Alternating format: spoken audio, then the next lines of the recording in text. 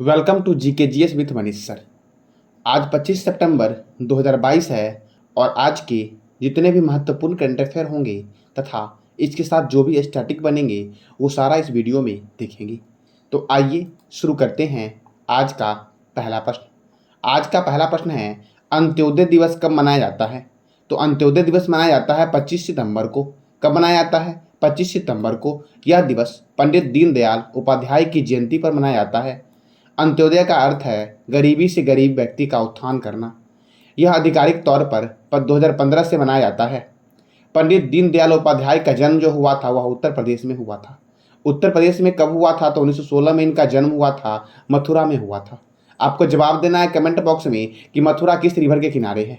ठीक है, इनकी मृत्यु हुई थी 11 फरवरी 1968 को और उत्तर प्रदेश के मुगल सराय रेलवे स्टेशन के पास हुई थी। इसीलिए वर्तमान समय में मुगल सराय जंक्शन का नाम जो हो गया वो पंडित दीनदयाल उपाध्याय जंक्शन हो गया। अब इस महीने में कौन कौन से महत्वपूर्ण दिवस मनाए गए? तो पहला आपका है विश्व नारियल दिवस 2 सितंबर। अंतर्राष्ट्रीय चैरिटी दिवस 5 सितंबर। कब मनाया गया अंतर्राष्ट्रीय चैरिटी दिवस? तो 5 सितंबर को मनाया गया अंतर्राष्ट्रीय चैरिटी दिवस। अच्छा, 5 सितंबर को ही मनाया गया राष्ट्रीय शिक्षक दिवस। थीम क्या था? Leading in crisis reimagining the future. नीले आसमान के लिए अंतर्राष्ट्रीय स्वच्छ वायु दिवस 7 सितंबर को मनाया गया। ठीक है, अंतर्राष्ट्रीय साक्षरता दिवस मनाया गया 8 सितंबर को और थीम था ट्रांसफॉर्मिंग लिटरेसी लर्निंग सस्पेंस। शिक्षा को हमले से बचाने के लिए अंतर्राष्ट्रीय दिवस मनाया गया 9 सितंबर को और विश्व आत्महत्या रोकथाम दिवस 10 सितंबर को मनाया गया। कब मनाया गया? 10 सितंबर को मनाया गया। राष्ट्रीय वन शहीद दिवस मनाया गया 11 सितंबर को। अच्छा, वन, तो भारत का पहला वन विश्वविद्यालय कहाँ बनने वाला है? जवाब देना आपको कमेंट बॉक्स में कि भारत का पहला वन विश्वविद्यालय कहाँ बन रहा है। हिंदी दिवस 14 सितंबर को मनाया जाता है। विश्व हिंदी दिवस 10 जनवरी को। विश्व लिम्फोमा जागरूकता दिवस 15 सितंबर। अंतर्राष्ट्रीय लोकतंत्र दिवस 15 सितंबर।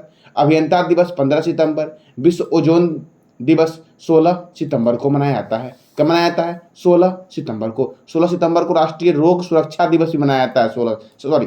राष्ट्रीय रोग सुरक्षा दिवस 17 सितंबर को मनाया जाता है। विश्व बांस दिवस 18 सितंबर को मनाया जाता है और 18 सितंबर को ही अंतर्राष्ट्रीय सामान्य वेतन दिवस मनाया जाता है।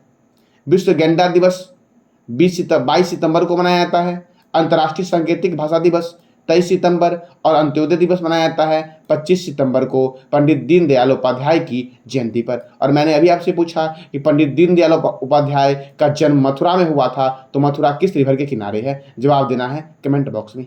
नेक्स्ट प्रश्न आपका है, हाल ही में हिलेरी मेंटल का 70 वर्ष की आयु में निधन हुआ है। इनका संबंध किस क्षेत्र से है? तो यह लेखिका है। इनके द्वारा 2 पुस्तक लिखा गया है, वुल्फ हॉल और ब्रिंग अप द बॉडी। ठीक है, इन दोनों के लिए इनको दिया गया है बुकर पुरस्कार। ठीक है, तो इनको 2 बार दिया गया है बुकर पुरस्कार, एक बार 9 में एक बार 12 में। 12 में दिया गया वुल्फ हॉल के लिए और 9 में दिया गया है वुल्फ हॉल के लिए और 12 में दिया गया है ब्रिंग अप बॉडी के लिए। इसके लिए तो 12 में दिया गया है ब्रिंग ऑफ बॉडी के लिए। अब अगला प्रश्न आपका है, हॉकी इंडिया के नए अध्यक्ष कौन बने हैं? तो हॉकी इंडिया के नए अध्यक्ष बने हैं कौन? तो दिलीप टंकी बने हैं। कौन बने हैं? दिलीप टंकी हॉकी नए इंडिया के अध्यक्ष बने हैं। और कुछ चेयरमैन को और भी देखते हैं, तो सीमा सुरक्षा बल BSF के निर्देशक हैं पंकज कुमार सिंह। स्थापना हुई 1956 में। केंद्रीय रिजर्व पुलिस बल के महानिदेशक हैं कुलदीप सिंह। स्थापना हुई 1939 में। भारत तिब्बत सीमा पुलिस के निर्देशक हैं सुजय लाल थाउसेन। स्थापना हुई 1962 को। राष्ट्रीय क्रिकेट कोर के महानिदेशक हैं गुरबीरपाल सिंह और स्थापना हुई 1948 में। RPFS के महानिदेशक हैं संजय चंद्रा और स्थापना हुई 1872 में। भारतीय तटरक्षक बल के 24वें प्रमुख बने हैं BS पठानिया। कौन बने हैं? BS पठानिया। और रेलवे बोर्ड के नए अध्यक्ष और CEO हैं BK त्रिपाठी। कौन है? BK त्रिपाठी। अब अगला प्रश्न आपका है, तेल और प्राकृतिक गैस निगम ONGC की पहली महिला प्रमुख जो बनी है वो अलका मित्तल बनी है और ONGC की स्थापना 1956 में हुई। CBSE central board for secondary education के नए अध्यक्ष निधि छिब्बर और इसकी स्थापना हुई 1929 में। एयर इंडिया के नए उपाध्यक्ष हैं N चंद्रशेखर और इसकी स्थापना 1932 में हुई और इसका हेडक्वार्टर कहाँ पे है? मुंबई में है। ऑल इंडिया लिमिटेड के MD एंड CEO जो बने हैं, MD एंड चेयरमैन जो हैं आपके वो रंजीत रथ है और ऑल इंडिया लिमिटेड की स्थापना हुई थी 1959 में। गेल के नए चेयरमैन बने हैं संदीप कुमार और इसकी स्थापना हुई 1948 में। सेबी के कार्यकारी निदेशक के रूप में जो पदभार संभाले हैं उनका नाम है प्रमोद राव और सेबी की स्थापना हुई 1992 में। कब हुई? तो सेबी की स्थापना हुई 1992 में। दिल्ली के नए पुलिस कमिश्नर बने हैं कौन? संजय अरोरा बने हैं और पीएमओ निर्देशक के रूप में नियुक्त किया गया है किसे? तो श्वेता सिंह को नियुक्त किया गया है। ठीक है। इंद्रमीत गिल विश्व बैंक के नए मुख्य अर्थशास्त्री बने हैं और पाकिस्तान की पहली महिला पुलिस अधीक्षक जो बनी है, हिंदू पुलिस अधीक्षक, वो कौन बनी है? तो मनीषा रुपेटा बनी है। कौन बनी है? मनीषा रुपेटा। अब अगला प्रश्न आपका है, हाल ही में भारतीय रेलवे द्वारा स्थापित आरटीआईएस का फुल फॉर्म क्या होता है? तो real time train information system. तो आरटीआईएस सिस्टम को किसने विकसित किया है? तो इसरो ने किया है। किसने किया है? इसरो ने किया है आरटीआईएस सिस्टम को विकसित। फुल फॉर्म होगा इसका real time train information system. ठीक है। यह देखो, यह मानवीय हस्तक्षेप और ट्रेन की गति को अधिक बारीकी से ट्रैक करने में सक्षम होगा। ठीक है। इंडियन स्पेस रिसर्च ऑर्गेनाइजेशन का हेडक्वार्टर है बेंगलोर में और इसके फाउंडर हैं विक्रम साराभाई। स्थापना हुई इसकी 15 अगस्त 1969 को और चेयरमैन है एस सोमनाथन। इसरो के द्वारा ही आंध्र प्रदेश के श्रीहरिकोटा में स्थित सतीश धवन अंतरिक्ष केंद्र से सबसे छोटा रॉकेट लॉन्च किया गया था और वर्चुअल स्पेस म्यूजियम जो लॉन्च किया गया है उसका नाम है स्पार्क, ये भी इसरो के द्वारा ही लॉन्च किया गया है। अब अगला प्रश्न आपका है, हाल ही में किस राज्य को भारत का पहला हिम संकलन निगरानी रडार मिला है? तो ये मिला है सिक्किम को। किसको मिला है? सिक्किम को मिला है भारत का पहला हिम संकलन निगरानी रडार। अब देखो, जैविक खेती करने वाला भारत का पहला राज्य कौन सा है? सिक्किम है। भारत का पहला वन चिकित्सा केंद्र उत्तराखंड। भुगतान प्लेटफॉर्म के रूप में भारत के यूपीआई सिस्टम को अपनाने वाला पहला विदेशी देश कौन सा है? नेपाल है। अच्छा, यूपीआई का फुल फॉर्म क्या होगा? तो आपको जवाब देना कमेंट बॉक्स में कि यूपीआई का फुल फॉर्म क्या होगा।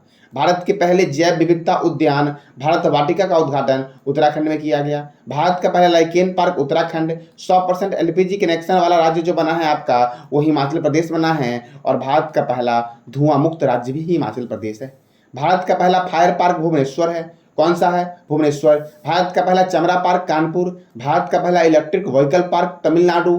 भारत का पहला लाइकेन पार्क उत्तराखंड। भारत का पहला टायर पार्क कोलकाता। डल झील पर पहला ओपन एयर फ्लोटिंग थिएटर बनाया गया है जिसका नाम, और उसमें पहली मूवी जो चली थी आपकी वो क्या चली थी? कश्मीर की कली। डल झील पर तैरता हुआ सिनेमा हॉल बनाया गया है। ठीक है। और इसमें पहली मूवी कौन सी चली? तो कश्मीर की कली। भारत का पहला तैरता हुआ एटीएम झनकार नौके पर केरल में खोला गया था एसबीआई के द्वारा और डल झील पर भी एक तैरता हुआ एटीएम खोला गया है। डल झील कहाँ है? जम्मू कश्मीर में है और डल झील पर ही भारत का पहला तैरता हुआ फ्लोटिंग थिएटर बनाया गया है जिसमें पहली मूवी चली थी कश्मीर की कली। अंक ज्योतिषी में पहला गिनीज वर्ल्ड रिकॉर्ड अवार्ड जेसी चौधरी को दिया गया। भारत का पहला ओपन रॉक संग्रहालय कहाँ खुला? हैदराबाद में खुला। हैदराबाद कहाँ पे है? तेलंगाना में है। और हैदराबाद किस रिवर के किनारे है? तो मैंने आपसे 2 क्वेश्चन पूछा कि हैदराबाद और मथुरा किस रिवर के किनारे है। राष्ट्रीय शिक्षा नीति 2020 को लागू करने वाला भारत का पहला राज्य कर्नाटक है। भारत का पहला हेली हब गुरुग्राम, हरियाणा के गुरुग्राम में भारत का पहला हेली हब स्थापित किया गया। ऑनलाइन सरकारी ई टैक्सी सेवा शुरू करने वाला भारत का पहला राज्य केरल है और केरल ने ही पहला वर्ड एटलस पक्षी जारी किया था। ठीक है। डिजिटल एड्रेस के साथ आपका इंदौर जो है भारत देश का पहला स्मार्ट सिटी बनेगा और भारत का पहला वन विश्वविद्यालय जो है वो तेलंगाना में स्थापित किया जाएगा। अब अगला प्रश्न आपका है, हाल ही में किस राज्य सरकार ने हमर बेटी हमर मान अभियान शुरू किया है? तो यह किया गया छत्तीसगढ़ के द्वारा और छत्तीसगढ़ में ही आपका इन चित्रकूट झरना है। कौन सा झरना है? चित्रकूट झरना। यह अभियान जो है, इस अभियान की शुरुआत महिलाओं में समाज में महिलाओं की सुरक्षा और उसके सशक्तिकरण को चिंता में ध्यान में रखते हुए किया गया है। अब कहाँ किया गया है? छत्तीसगढ़ में किया गया है। तो महतारी न्याय रथ यात्रा छत्तीसगढ़ में चल रहा है। स्पंदन अभियान डिप्रेशन ग्रस्त कर्मियों के लिए है छत्तीसगढ़ में। शहरी वन भूमि प्रदान करने वाला भारत का पहला राज्य छत्तीसगढ़ है। राजीव गांधी ग्रामीण भूमिहीन कृषि मजदूर न्याय योजना छत्तीसगढ़ में शुरू हुई है। छत्तीसगढ़ की राजधानी है रायपुर। क्या है? तो रायपुर है छत्तीसगढ़ की राजधानी। गवर्नर है अनसुईया उइके। मुख्यमंत्री हैं भूपेश बघेल और यहाँ पे राज्यसभा सीट 5 है और लोकसभा सीट 11 है।